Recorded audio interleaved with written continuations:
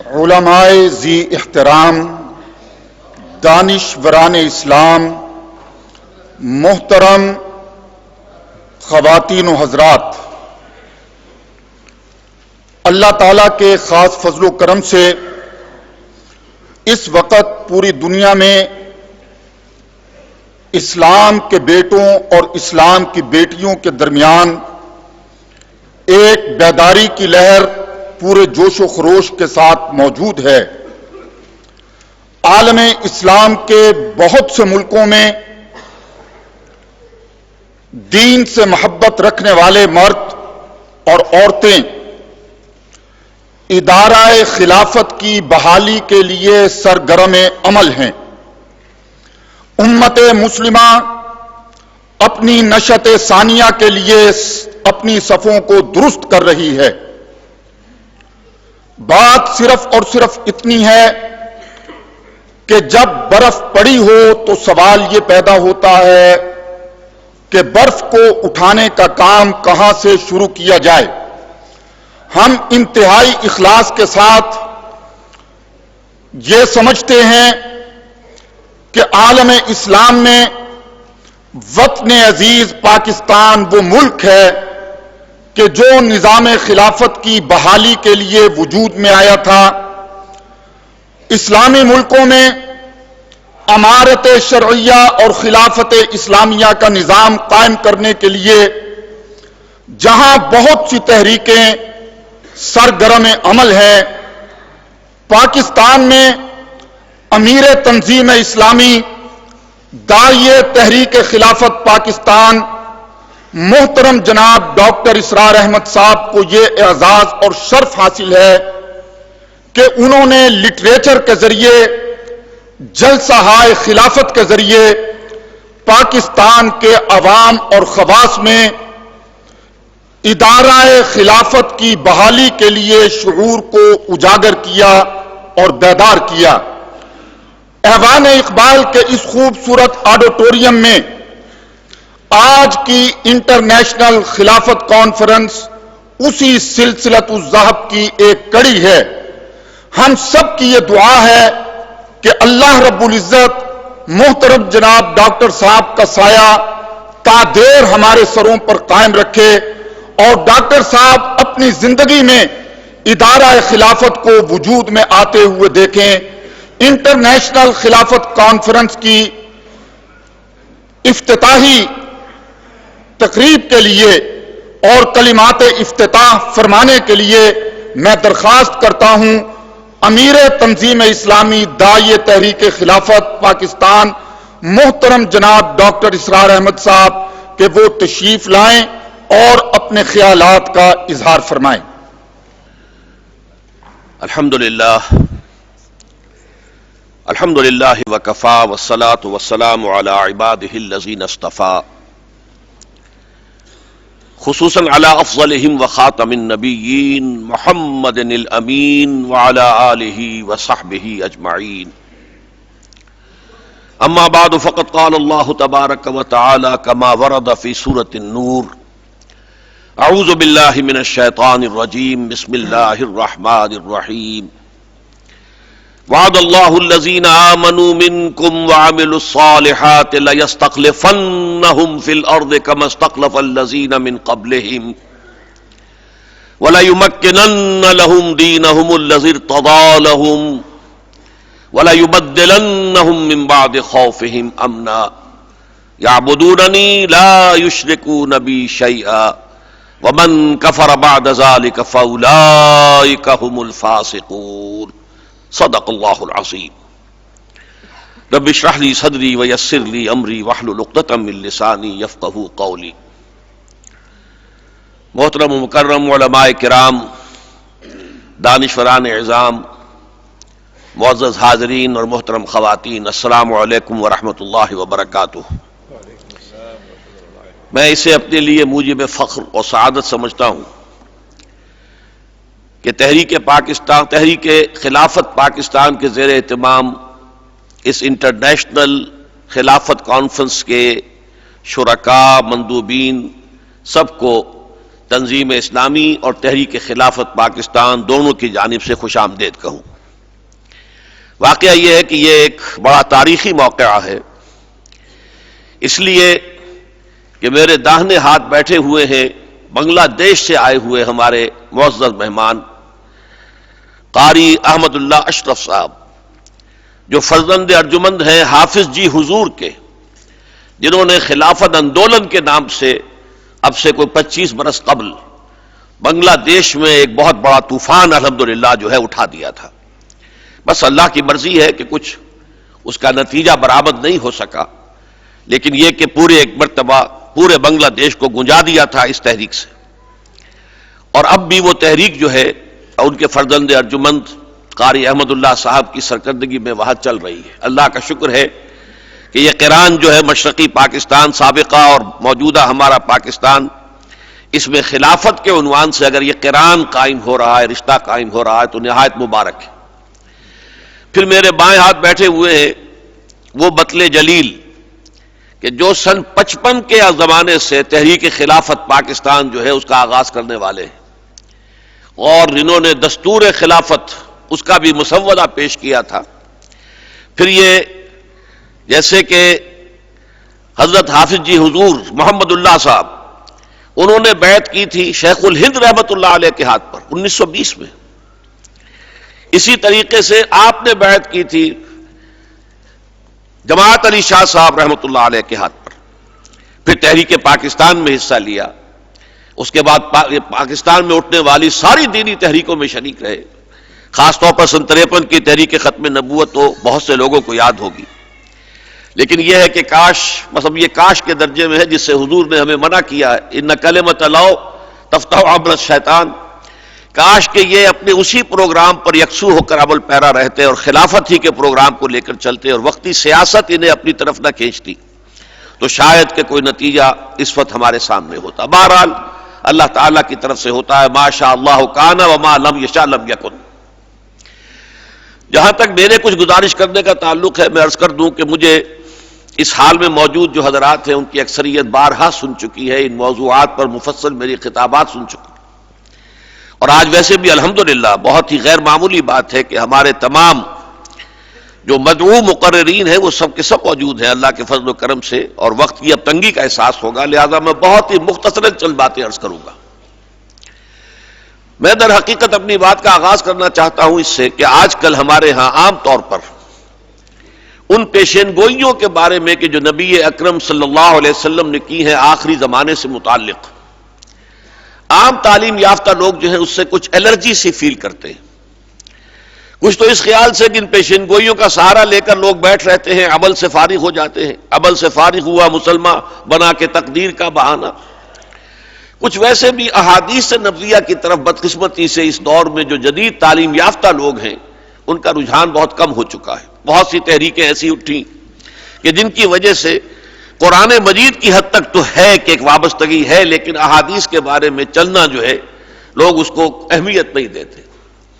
بہرحال میں اس سلسلے میں عرض کروں گا کہ سب سے بڑی پیشین گوئی جو قرآن مجید نے کی ہے اور اس کے ہر صفحے پر درج ہے، وہ بھی پیشین گوئی ہے کہ قیامت واقع ہوگی۔ واقعہ یہ ہے کہ وہ قیامت ابھی آئی نہیں ہے، آنے والی ہے، پیشین گوئی ہے، اور یہ ہمارے ایمان کے بنیادی جو ہے نکات ان میں شامل ہے۔ اور قرآن کا کون سا صفحہ ہے جو قیامت کے ذکر سے خالی ہوگا؟ بہت بڑی پیشین گوئی۔ حالانکہ آپ کو معلوم ہے کہ کچھ ہی عرصے قبل تک جب تک نیوٹونین فزکس کا دور چل رہا تھا تو عام طور پر سمجھا یہ جاتا تھا سائنٹزم جو ایک نیا نظریہ وجود میں آیا تھا اس کی روح سے یہ کائنات کبھی ختم نہیں ہو سکتی، میٹر از انڈسٹرکٹیبل، مادہ ختم ہو ہی نہیں سکتا، کیسے کائنات ختم ہو جائے گی؟ یہ تو بعد میں آئنسٹائن ایرا آیا ہے تو معلوم ہوا کہ نہیں، میٹر جو ہے وہ انرجی میں بھی تحلیل ہو سکتا ہے، معدوم بھی ہو سکتا ہے۔ تو اب تو پھر بھی سائنس کی دنیا میں قیامت کے لیے کچھ نہ کچھ آثار موجود ہیں کہ ہوگی، جیسے یہ پھول جھڑی کی طرح کائنات پھیلی ہے ایسے ہی سکڑ کر پھر ایک نقطے پر آ بھی سکتی ہے۔ لیکن یہ کہ قرآن مجید نے آج سے 1400 برس قبل جو پیشین گوئی کی تھی، قرآن نے کی تھی اور قیامت کی تھی، اس سے بڑی پیشین گوئی کوئی ممکن نہیں۔ پھر خود قرآن میں سورہ روم میں ایک تاریخی واقعے کی پیشین گوئی موجود ہے، الف لام میم غلبت الروم فی ادنی الارض وهم من بعد غلبهم سیغلبون فی بضع سنین۔ آپ کو معلوم ہے سیرت کا یہ اہم واقعہ ہے کہ 9 سال کے اندر اندر وہ پیشین گوئی پوری ہوئی۔ اسی طرح کا معاملہ پیشین گوئیوں کا ہے۔ تو میں صرف چند باتیں عرض کروں گا۔ آپ کو جو لفافہ دیا گیا ہے اس میں یہ ایک کتابچہ سا ہے چھوٹا سا، یہ ہے نوید خلافت۔ ہم نے ان پیشین گوئیوں کو عام کیا ہے مسلمانوں کے اندر، تاکہ یہ جو مایوسی اور بددلی اور یہ جو عدم التفات ہے احادیث نبویہ کی طرف، اس میں کسی درجے میں کمی واقع ہو جائے۔ حضور کی دی ہوئی خبر ہے وَهُوَ الصادق المصدوق کہ اس دنیا کے خاتمے سے قبل، قیامت کے آنے سے قبل، کل روئے ارضی پر خلافت علی منہاج النبوت کا نظام قائم ہو کر رہے گا۔ یہ ایسے شد و مت کے ساتھ حضور نے خبر دی ہے، ایسے شد و مت کے ساتھ کہ میرے نزدیک جو شخص اس معاملے میں شک کرے اسے گویا کہ حضور کی رسالت اور نبوت میں شک ہے۔ چنانچہ اس معاملے کے جہاں تک سورہ کبریٰ کا تعلق ہے وہ خود قرآن کریم میں موجود ہے۔ قرآن 3 دفعہ کہتا ہے کہ حضور کو بھیجا گیا ہے غلبہ دین کے لیے۔ هو الذی ارسل رسولہ بالہدی ودین الحق لیظہرہ علی الدین کلہ۔ ابھی سورہ فتح کی آیات کے حوالے سے بھی آپ یہ مضمون سن چکے ہیں۔ یہ مضمون سورہ توبہ میں بھی ہے، سورہ صف میں بھی ہے۔ حضور کا مقصد بعثت غلبہ دین۔ دوسرے 5 مرتبہ قرآن یہ کہتا ہے کہ حضور کے بعثت صرف عرب کے لیے نہیں، صرف اپنے زمانے کے لیے نہیں، بلکہ پوری نوع انسانی کے لیے۔ اس کے مختلف اسالیب ہیں 5 مقامات پر، لیکن سب سے مشہور مقام وَمَا أَرْسَلْنَاكَ إِلَّا كَافَّةً لِلنَّاسِ بَشِيرًا وَنَذِيرًا، اے محمد ہم نے نہیں بھیجا ہے آپ کو صلی اللہ علیہ وسلم مگر پوری نوع انسانی کے لیے بشیر و نذیر بنا کر۔ اس سورہ کبریٰ کو جوڑیے تو نتیجہ کیا برآمد ہوگا؟ حضور کا مقصد بعثت اس وقت پورا ہوگا جب کل عالم انسانیت پر اللہ کا دین غالب ہو جائے، ورنہ اس وقت تک آپ کا مقصد بعثت ہنوز شرمندہ تکمیل ہے، وقت فرصت ہے کہاں، کام ابھی باقی ہے، نور توحید کا اتمام ابھی باقی ہے۔ لیکن کیسے ممکن ہے کہ دنیا ختم ہو جائے اور حضور صلی اللہ علیہ وسلم کا مقصد بعثت جو ہے پایہ تکمیل کو نہ پہنچے؟ وہ لازماً ہو کر رہے گا۔ باقی اس میں آپ کو جو احادیث ملے گی میں صرف حوالہ دوں گا، آپ پڑھ سکتے ہیں، کتابچہ آپ کے پاس ہے، اس سے پہلے بھی ہم نے بہت تقسیم کیا ہے۔ ایک حدیث میں جو مسند احمد ابن حنبل کی ہے رحمہ اللہ، حضرت نعمان ابن بشیر سے رضی اللہ تعالی عنہ، اس میں حضور نے فرمایا اپنے زمانے سے لے کر قیامت تک 5 ادوار۔ پہلا دور نبوت، دوسرا دور خلافت علی منہاج النبوہ، نبوت کے نقش قدم پر خلافت، تیسرا دور ظالم ملوکیت، کٹکھنی، ملکن عاظم، چوتھا دور غلامی والی ملوکیت، یعنی ملوکیت ہوگی لیکن ہم غلام ہو گئے، جیسے ہم ملکہ وکٹوریہ کے غلام ہو گئے تھے۔ یہ کولونیل رول کہ کہیں فرانسیسیوں کے غلام ہو گئے، کہیں برطانویوں کے غلام ہو گئے، کہیں ہم کسی ہسپانویوں کے غلام ہو گئے، کہیں ولندیزیوں کے غلام ہو گئے۔ اور اس کے بعد آپ نے فرمایا ثم تکون خلافۃ علی منہاج النبوہ، پھر خلافت علی منہاج النبوت کا دور دنیا میں آئے گا۔ ثم سکت رسول اللہ صلی اللہ علیہ وسلم، اس کے بعد آپ خاموش رہے۔ معلوم ہوا کہ پھر اس کے بعد دنیا کا خاتمہ ہے، تکمیل ہو جائے گی محمد الرسول اللہ صلی اللہ علیہ وسلم کے مقصد بعثت کی۔ اب جب یہ دور آئے گا دوبارہ خلافت علی منہاج النبوہ کا، تو 2 احادیث یہاں موجود ہیں کہ جن سے معلوم ہوتا ہے کہ اب یہ گلوبل ہوگا، پوری دنیا میں ہوگا۔ مسلم شریف کی روایت، یکے الصحیحین، صحیح بخاری پھر صحیح مسلم، ٹاپ کے مجموعہ احادیث، ان میں حضرت ثوبان سے روایت ہے، صفحہ 5 پر موجود ہے آپ کی اس کتابچے میں، کہ حضور نے فرمایا، حضرت ثوبان کے روایت کے مطابق رضی اللہ تعالی عنہ، ان اللہ زوالی الارض، حضور نے فرمایا اللہ نے میرے لیے پوری زمین کو سکیڑ دیا، لپیٹ دیا، فرائے تو مشارقہا و مغاربہا، تو میں نے اس کے سارے مشرق دیکھ لیے، سارے مغرب دیکھ لیے۔ وَإِنَّ أُمَّتِي سَيَبْلُغُ مُلْكُهَا مَا زُوِّيَ لِي مِنْهَا، اور سن رکھو کہ میری امت کی حکومت ان تمام علاقوں پر قائم ہو کر رہے گی جو مجھے زمین کو سکیڑ کر دکھا دیے گئے۔ اس کے بعد بھی کوئی شک ہو تو میں سمجھتا ہوں کہ در حقیقت پر ایمان مشکوک ہے۔ دوسری حدیث حضرت مقداد ابن الاسود سے، وہ بھی موجود ہے آپ کی اسی 4 ورقے کے اندر، اور یہ مسند احمد ابن حنبل کی روایت ہے کہ حضور ارشاد فرماتے ہیں لا يبقى على ظهر الارض بيت وبر ولا مدر الا ادخله الله كلمة الاسلام، اس روئے ارضی پر کوئی گھر نہ اینٹ گارے کا بنا ہوا بچے گا، نہ ہی کوئی کمبلوں کا بنا ہوا خیمہ جس میں اللہ کلمہ اسلام کو داخل نہ کر دے. مسند احمد ابن حنبل کی حدیث ہے. تو یہ دور لازماً آئے گا، لازماً آئے گا، لازماً آئے گا. یہ شدنی ہے، قطعی ہے، یقینی ہے، اس میں کسی شک و شبہ کی گنجائش نہیں. البتہ یہ ہے کہ اس سے پہلے کے کچھ واقعات ہیں. اس سے پہلے ملاحم کا ایک دور ہے، جنگوں کا ایک دور ہے. مسلمانوں پر اللہ کے عذاب کے کچھ کوڑے برسنے ہیں، خاص طور پر عالم عرب پر. یہ احادیث سے معلوم ہوتا ہے.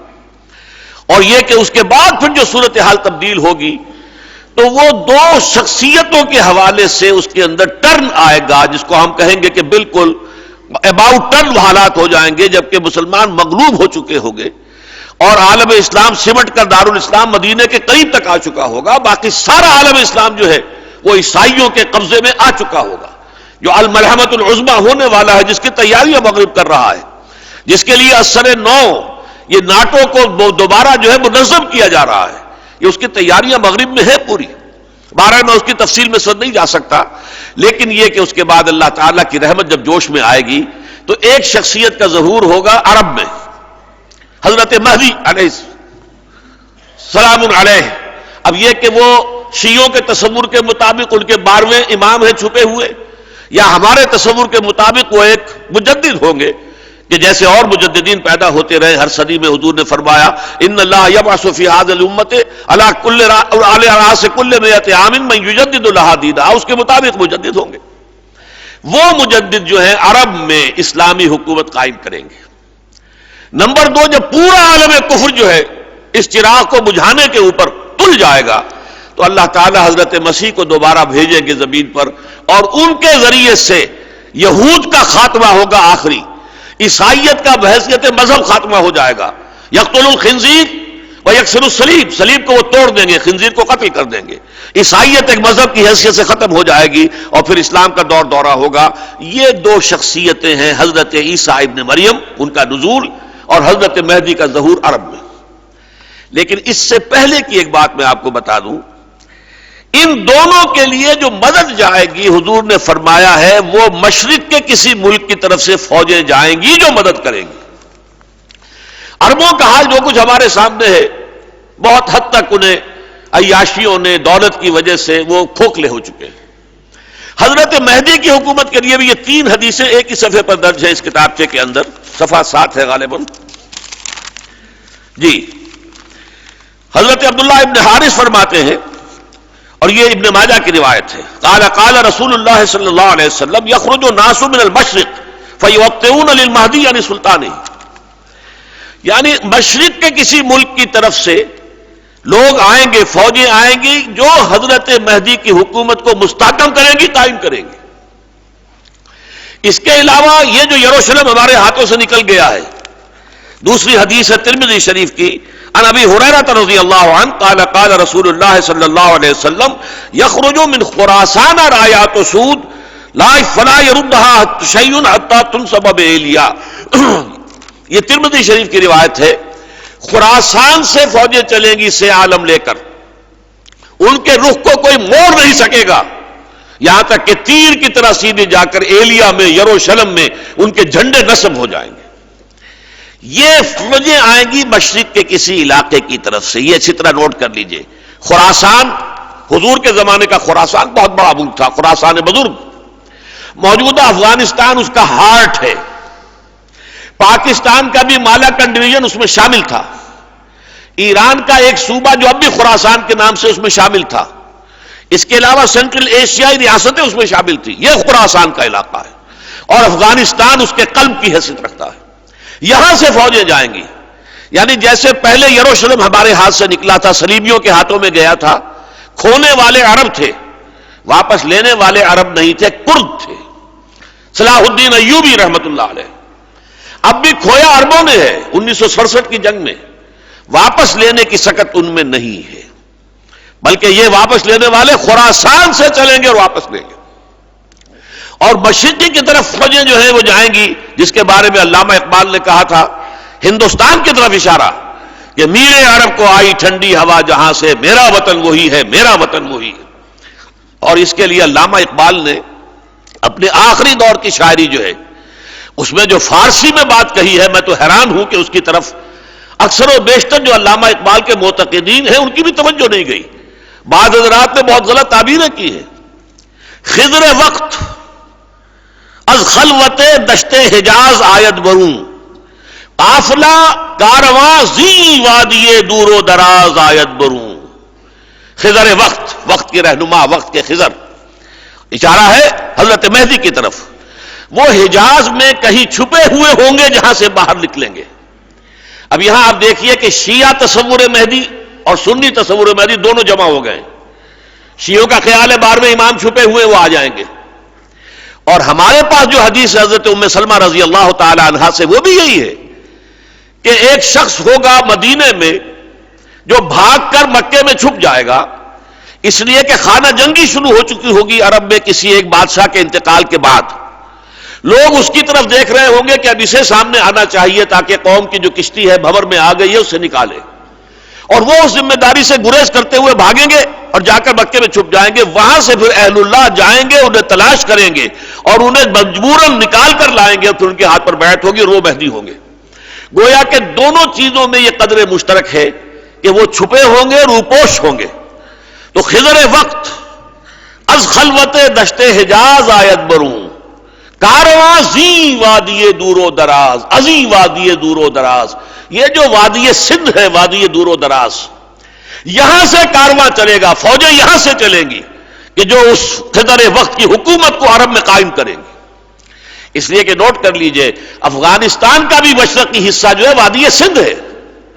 وادی سندھ میں آپ کو معلوم ہے دریائے سندھ میں جیسے پنجاب کے یہ سارے دریا جا رہے ہیں، ستلج اور بیاس اور راوی اور چناب اور جہلم کہاں جا رہے ہیں، اور چھوٹے چھوٹے بے شمار دریا جا رہے ہیں.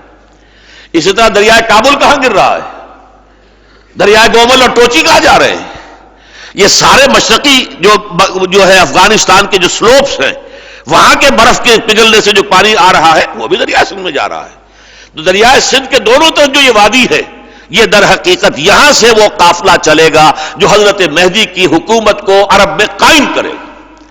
اس کے کیا معنی ہے؟ اس کے معنی یہ ہے کہ اس علاقے میں پاکستان موجودہ اور افغانستان موجودہ، اس علاقے میں پہلے کوئی حکومت اسلامی، خلافت اسلامی کا نظام قائم ہو چکا ہوگا. یہاں سے فوجیں تبھی جا سکتی ہیں. اور اسی کے حوالے سے پھر جو تیسری حدیث ہے اس میں جو شامل ہے، یہ حدیثیں میں چاہتا ہوں آپ یاد کر لیں ان کو، اس لیے کہ حالات جو زمین پر ہیں، فیکٹس آن دی گراؤنڈ، وہ بہت مایوس کن ہیں. اور اس میں یہ ہے کہ سنبھلنے دے مجھے نا امیدی کیا قیامت ہے، کہ دامان خیال یار چھوٹا جائے ہے مجھ سے، مایوسی کی کیفیت طاری ہوتی ہے انسان پر. لیکن ان احادیث کو سامنے رکھیں گے تو امید کی کرنیں سامنے آئیں گی، اور امید ہوتی ہے تو پھر آدمی کے اندر جذبہ عمل پیدا ہوتا ہے. اس حدیث میں الفاظ یہ آئے ہیں، عصابتان من امتی احرزہم اللہ من النار. میری امت کے دو لشکر ایسے ہیں کہ جن کو اللہ نے آگ سے چھٹکارے کی سند دے دی ہے پہلے ہی.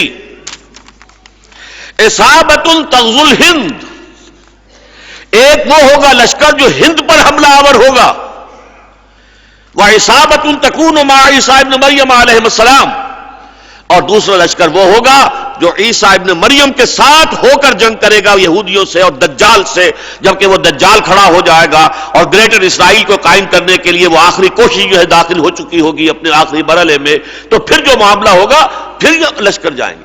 اب ان دونوں لشکروں کا ایک حدیث میں جمع ہونا چاہے معنی دارت. اگر خالص غزوہ ہند ایک حدیث ہوتی تو محمد ابن قاسم بھی اس کے اندر شمار ہو سکتے ہیں، اس میں محمود غزنوی کا شمار بھی ہو سکتا ہے، اس میں محمد غوری کا شمار بھی ہو سکتا ہے، لیکن نہیں عبدالی کا ہی شمار ہو سکتا ہے، لیکن نہیں، یہاں دو کو جمع کیا گیا ہے. یہ گویا کہ سائملٹینیس ہے. یہ بالکل ایسے ہے جیسے حضور کے زمانے میں جب جزیرہ نماء عرب میں اللہ کی حکومت یا نظام خلافت قائم ہو گیا تو آپ کو معلوم ہے پھر مشرق و مغرب کی طرف فوجیں چلی ہیں، عراق سے ہوتے ہوئے ایران اور پھر خراسان، یہ سارا مشرق کی طرف، اور ادھر مغرب کی طرف صحرائے سینا کراس کر کے، اور پھر مصر اور لیبیا، اٹلانٹک تک، فرام آکسس ٹل اٹلانٹک. اسی طریقے سے یہاں وہ نظام قائم ہوگا انشاءاللہ کہ یہاں سے پھر مشرق جو ہے ہند جو دارالاسلام رہا اتنے طویل عرصے تک، اس کو فتح کیا جائے گا، اور مغرب کے اندر جو ہے یہی سے فوجیں جائیں گی جو حضرت عیسیٰ علیہ السلام کے ساتھ کھڑے ہو کر، اور پھر یہ کہ یہودیوں کے آخری فتنے کا خاتمہ کریں گے۔ یہ دونوں چونکہ بیک وقت مذکور ہیں، لہذا معلوم ہوتا کہ یہ علاقہ ہے جہاں سے یہ مشرق شرقاً اور غرباً جو ہے توسیع ہوگی۔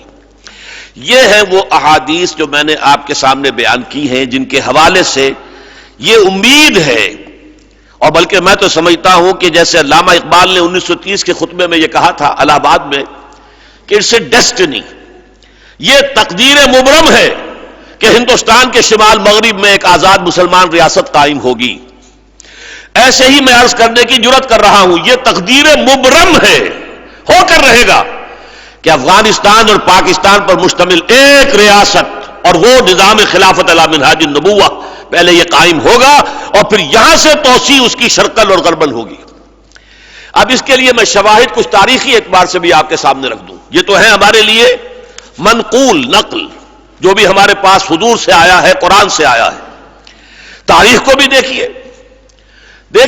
ختم نبوت کے بعد سب سے بڑا منصب مجددین امت، ان اللہ یبعث فی هذه الامت علی راس کل 100 عام من یجدد لها دینہا۔ 1000 برس تک سارے مجددین عالم عرب میں پیدا ہوئے۔ حضرت عمر بن عبدالعزیز سے چلتے جائیے، اس میں امام اعظم، امام ابو حنیفہ، امام شافعی، امام مالک، امام احمد ابن حنبل، شیخ عبد القادر جیلانی، امام غزالی، امام سب کہاں تھے؟ وہی تھے۔ امام ابن تیمیہ کہاں تھے؟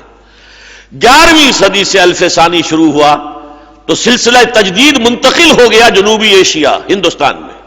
11ویں صدی کے مجدد اعظم احمد سرہندی رحمۃ اللہ علیہ، 12ویں صدی کے شاہ ولی اللہ دہلوی رحمۃ اللہ علیہ، 13ویں صدی کے سید احمد بریلوی رحمۃ اللہ علیہ، 14ویں صدی کے حضرت شیخ الہند مولانا محمود حسن رحمۃ اللہ علیہ، اور پھر یہ کہ 14ویں صدی میں مزید اللہ نے جو کرم فرمایا ہے، جو اس سرزمین ہند پر واقعہ یہ ہے کہ اتنا بڑا احسان پوری دنیا کے اندر کسی اور مسلمان قوم پر نہیں ہوا، جتنے اعاظم رجال عطا کیے۔ کیا علامہ اقبال جیسا فلسفی کہیں پوری دنیا میں، پورے عالم اسلام میں ہے؟ کیا مولانا مودودی جیسا مصنف آس پاس بھی آپ کو نظر آتا ہے؟ کیا مولانا الیاس جیسا مبلغ، نحیف و نزار، منحنی سا انسان، اور اس کی چلائی ہوئی تحریک جو ہے عالمی شکل اختیار کر چکی؟ یہ سب کچھ یہاں سے کیوں ہو رہا ہے؟ کیا وجہ ہے؟ پہلے باہر سے یہاں آتا تھا، درآمد ہوتا تھا، سلسلہ چشتیہ درآمد ہو رہا ہے، اور سلسلہ اور سہروردیہ درآمد ہو رہا ہے، سلسلہ قادریہ درآمد ہو رہا ہے، لیکن اس کے بعد کیا ہوا؟ سلسلہ نقشبندیہ مجددیہ اب ریورس گیئر لگا، اب ہندوستان سے نکلا ہے اور پورے افغانستان پر چھا گیا ہے اور پورے ترکستان پر چھا گیا ہے۔ کوئی وجہ ہے؟ پہلے علماء ادھر سے آتے تھے، علم ادھر سے آتا تھا، اور اب شاہ ولی اللہ دہلوی رحمۃ اللہ علیہ کا علم ہے جو آج افغانستان میں آپ کو طالبان کی شکل میں نظر آ رہا ہے۔ یہ سب کون ہے؟ دارالعلوم دیوبند جو حضرت شاہ ولی اللہ دہلوی کے علم کا وارث بنا ہے، یہ اسی کی بیٹیاں ہیں جو دارالعلوم ہیں، جو بھی دیوبندی مدارس کہلاتے ہیں، ان سے فارغ و تحصیل ہے یہ لوگ۔ تو گویا اب ریورس گیئر یہاں سے۔ اس پر بہت بڑی گواہی دی ایک تو ڈاکٹر علی شریعتی، ایران کے بہت بڑے مفکر دانشور، اور ڈاکٹر مالک ابن نبی، عالم عرب کے بہت بڑے مفکر اور دانشور، دونوں نے کہا کہ اسلام کا spiritual and intellectual centre of gravity was shifted to the South Asia. اس لیے کہ مرکز جو ہے، مرکز ثقل، روحانی اعتبار سے، فکری اعتبار سے عالم اسلام کا مرکز ثقل جو ہے جنوبی ایشیا یعنی ہندوستان میں منتقل ہو گیا۔ پہلے کبھی وہ بغداد ہوتا تھا، پھر کبھی وہ اندلس ہوتا تھا، لیکن اس کے بعد وہ منتقل ہوا ہے ہندوستان میں۔ اور ظاہر بات ہے کہ ہندوستان کی بچت کھچت ہے جو ہم لے کر بیٹھے ہوئے ہیں پاکستان میں۔ پھر آپ کو معلوم ہے تحریک خلافت چلی صرف ہندوستان میں، حالانکہ مسئلہ اگر خلافت کا تھا تو پورے عالم اسلام کا تھا، اور کہیں تو کسی کو احساس بھی نہیں ہوا، کسی کے جوں تک نہیں رینگی عالم اسلام میں۔ اور یہاں پر یہ ہے کہ ایسے زور شور سے چلی ہے، بولی اماں محمد علی کی جان بیٹا خلافت میں دے دو، پورا ہندوستان گونج گیا، ہندوؤں کو شامل ہونا پڑا، گاندھی مہاتما اس میں شامل ہوا۔ اندازہ کیجئے آپ اس کے زور و شور کا، اس کی شدت و حدت کا۔ پھر یہ کہ تمام جو تھرڈ ورلڈ کے مسلمان ممالک ہیں، ایشیا کے ہو یا افریقہ کے ہو، سب نے آزادی حاصل کی، لیکن سب نے اپنی کسی لنگوسٹک یا ریشیل یا اور ایتھنک قسم کی جو ان کی عصبیتیں ہیں ان کی بنیاد پر تحریک چلائی، ملے نیشنلزم یا عرب نیشنلزم یا ٹرک نیشنلزم۔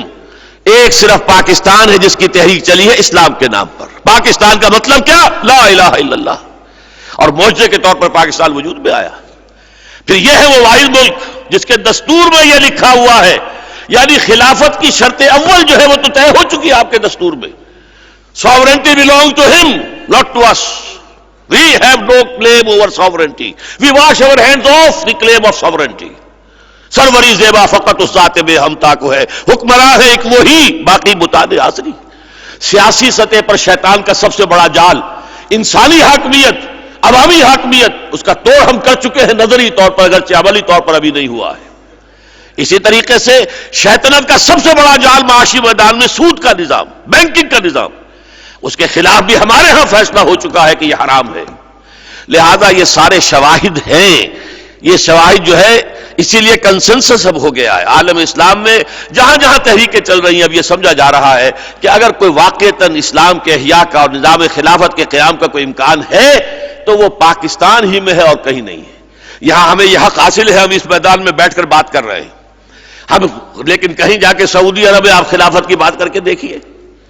میں نے صرف یہ جرم کیا تھا کہ حزب التحریر کی کانفرنس ہوئی تھی لندن میں، اور میں وہاں چلا گیا، جا کے تقریر کر دی. تو وہاں اس کا نتیجہ کیا نکلا کہ واپسی پر دبئی میں میرا ویزا ایشو ہو چکا تھا، کینسل کر دیا گیا، مجھے ایئرپورٹ سے بھیج دیا گیا. خلافت کی بات کرتے ہو، خلافت کانفرنس میں جاتے ہو. یہ حال ہے اکثر مسلمان ملکوں کا. پاکستان میں آپ کو آزادیاں حاصل ہیں، اگر ہم پھر بھی نہیں کرتے تو مجرم ہم ہیں. اگر اپنے دھندوں میں، اپنے کاروبار میں، اپنے پروفیشنز میں، اپنے ہی تمام مشغولات جو ہے اس کے اندر لگے رہیں اور اس کے لیے کمر ہمت نہ کسیں تو مجرم ہم ہیں. رکاوٹ یہاں کوئی موجود نہیں ہے.